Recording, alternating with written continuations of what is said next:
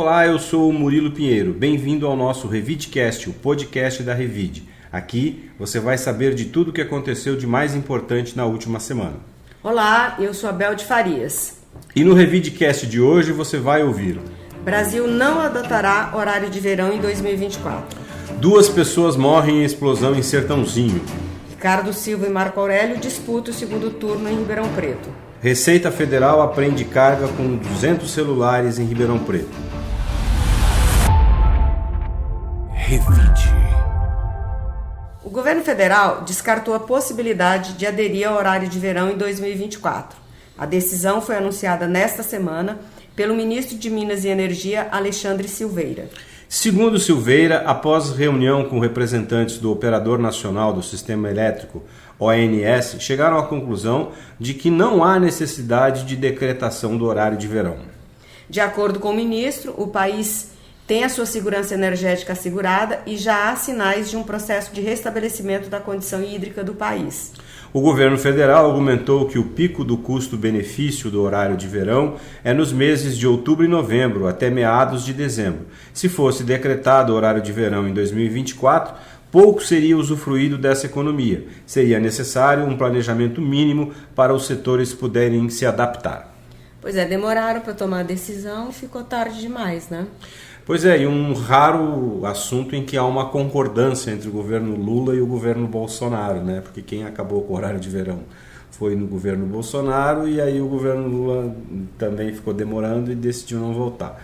Como a gente já comentou aqui, eu acho que quando se fala de energia elétrica, até pela questão do horário também, que acho que tem um benefício, acho que toda a economia é vantajosa. Mesmo que fosse lá uma economia de 1%, como falaram, eu acho que ainda assim valeria a pena. Mas o governo enrolou, e no final das contas o horário de verão morreu dessa vez. Não vai haver neste ano, quem sabe no próximo. Quem sai, por exemplo, hoje às 5 horas da manhã, como eu costumo fazer, já está claro o dia. Então, quer dizer, não custaria nada, né, fazer essa economia para um país tão necessitado. Revide. 2 pessoas morreram após uma explosão em uma fábrica de produtos químicos em Sertãozinho, na região de Ribeirão Preto. A explosão na fábrica aconteceu na última sexta-feira, dia 11, na Vila Industrial e deixou pessoas feridas e desalojadas. Um laudo pericial ainda deve apontar as causas do acidente e indicar se houve imprudência das pessoas que manuseavam os produtos. Os trabalhadores mortos na explosão foram Estevão Filiberto Campanini, de 27 anos, e Aparecido Olímpio Bernardino, de 67 anos. De acordo com a Companhia Ambiental do Estado de São Paulo, a CETESB, a fábrica tinha permissão para operar no local, mas não podia manter depósito. Realmente é uma coisa que a gente percebe quando acontecem as tragédias, né? De quanto que falta fiscalização. Fiscalização nesses casos assim, geralmente não há, né? É mais uma questão de responsabilidade das empresas, né? Principalmente quem lida com produto químico, né? Conforme a informação aí da CETESB, a fábrica podia operar lá, mas não poderia manter um depósito. Manter um depósito, a gente sabe que é muito perigoso, né? Qualquer fogo, qualquer faísca aí pode determinar explosivos, determinar a explosão. E mais ainda, né, quando a gente está numa área urbana, como foi o caso ali, destruiu as casas no entorno, né? Um prejuízo muito grande realmente. Revide. As urnas eletrônicas que serão utilizadas no segundo turno das eleições municipais foram preparadas e lacradas nesta quinta-feira, dia 17 de outubro. No estado de São Paulo, cerca de 50 mil máquinas, incluindo as de contingência, passarão pelos procedimentos de geração de mídias, carga e lacração para a votação no último domingo do mês. Do total de urnas, cerca de 30 mil são para a capital. As outras 20 mil máquinas serão distribuídas para outras 17 cidades que terão segundo turno. Em Ribeirão Preto, são 1.423 urnas, uma por sessão eleitoral, além de outros 213 equipamentos de contingência. Além disso, os eleitores dos 52 municípios brasileiros que terão segundo turno devem fazer a justificativa de ausência na votação se não puderem comparecer ao pleito, que será realizado no dia 27 de outubro. Assim como ocorreu no primeiro turno, não há possibilidade de voto em trânsito. Pelas regras eleitorais, o eleitor que não estiver em seu domicílio eleitoral deve justificar a ausência na votação. O prazo para justificativa é de 60 dias após cada turno, que conta como uma eleição. Quem não votou no primeiro turno pode votar no segundo. Disputam o segundo turno em Ribeirão Preto, Ricardo Silva e Marco Aurélio Martins do Novo. Eu acho que uma coisa que a gente pode falar é assim, o quanto que o Brasil pode se orgulhar, né, de um sistema de votação eletrônico. Uma ferramenta que nem os Estados Unidos têm. O que a gente viu na eleição passada, 4 horas depois da eleição, acabou às 5, às 9 horas da noite a gente já sabia quem eram os vereadores eleitos, quem eram os 2 candidatos que passaram para o segundo turno. Então isso realmente é uma conquista, né?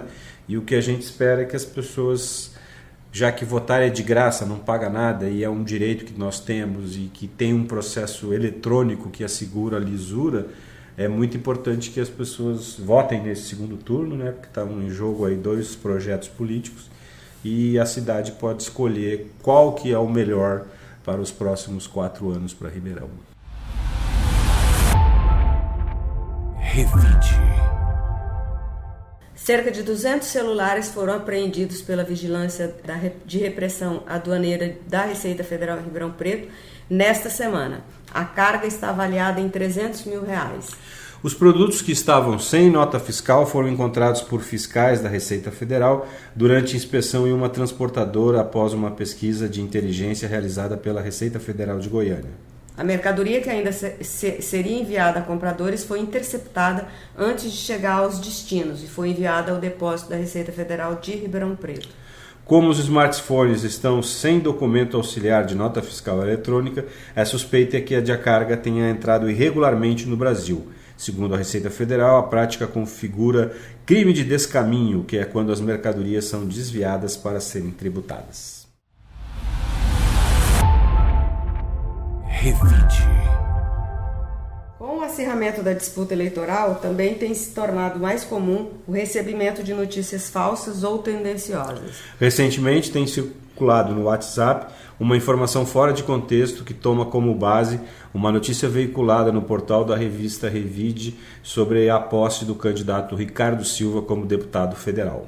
Bom, nós sofremos uma fake news pesada, né, Murilo? Quando eu vi aquilo, na verdade, vindo pelo WhatsApp, vem um texto, né, que é um link de uma matéria publicada em 2020, em que falava que o Ricardo Silva iria assumir o cargo de deputado federal em função, ele era suplente, então ele iria assumir em definitivo a cadeira.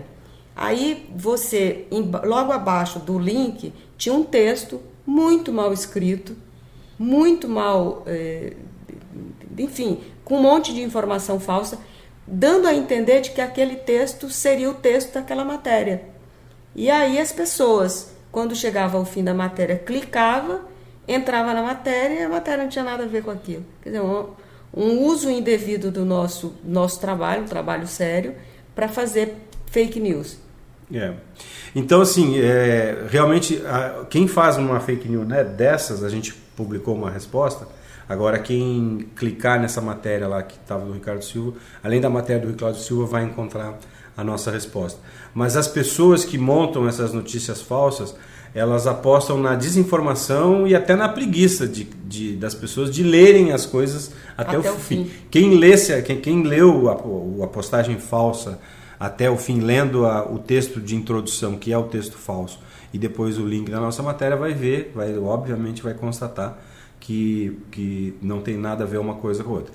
E além, assim, no texto, várias coisas, né, vários dados eram incorretos, com ofensas ao candidato Ricardo Silva, né? E também uma outra prática muito ruim que se disseminou no Brasil, que é dizer que todo mundo que é de oposição é comunista, né? Então ali no texto, por exemplo, falava que o Raí é um comunista declarado, né? O Raí é uma pessoa que tem uma visão crítica, mantém um projeto social, tem uma postura de oposição, mas é só isso, né? Uma postura pessoal dele, que ele leva para os projetos, para a vida dele, como uma pessoa de oposição, tem uma visão crítica. Jamais o Raiz se declarou como uma pessoa comunista, né? Então, e ali, né, entre outras inverdades, uma delas era essa, que é uma coisa assim absurda. Até o próprio Ricardo comunista, né? Também, todo mundo agora virou comunista. Pessoas deviam estudar melhor para saber o que é o comunismo, para poder diferenciar. Revide. Olá, Bel, Murilo e ouvintes do Revidecast. Aqui é o Paulo Apolinário e eu venho com os destaques da Revide desta semana que circula na sua versão impressa. Na matéria de capa, trazemos um resumo das principais propostas dos candidatos Ricardo Silva, do PSD, e Marco Aurélio Martins, do Novo, que disputam o segundo turno das eleições municipais em Ribeirão Preto. Na entrevista da semana, falamos com o advogado especialista em direito eleitoral, Luiz Eugênio Scarpino Júnior, que analisou as regras e os desafios da legislação nestas eleições. Também trouxemos um perfil da jornalista Luciele Dornelles, que está fazendo o maior sucesso nas redes sociais, compartilhando dicas e descobertas sobre a experiência da maternidade. Então, para saber mais detalhes sobre estas e outras notícias, acesse o portal Revide e garanta já o seu exemplar da Revide. Revide. E o professor Cleido Vasconcelos vai nos dar uma dica de filme ou série para o fim de semana. Boa tarde, boa noite, bom dia. Guerra Sem Regras no Prime Video. Ô, filminho bom de ver, hein?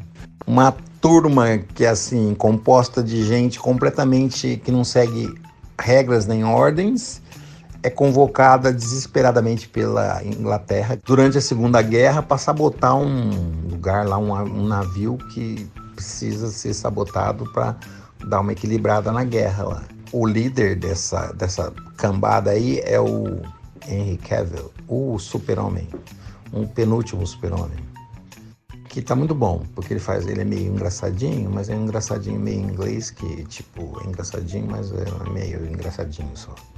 É muito bom o filme, ele é bem legal, é uma aventuraça, e parece não, fiquei até na dúvida, mas no final, se eles não estão me enganando, bem enganado, é baseado em fatos reais, os personagens existiram.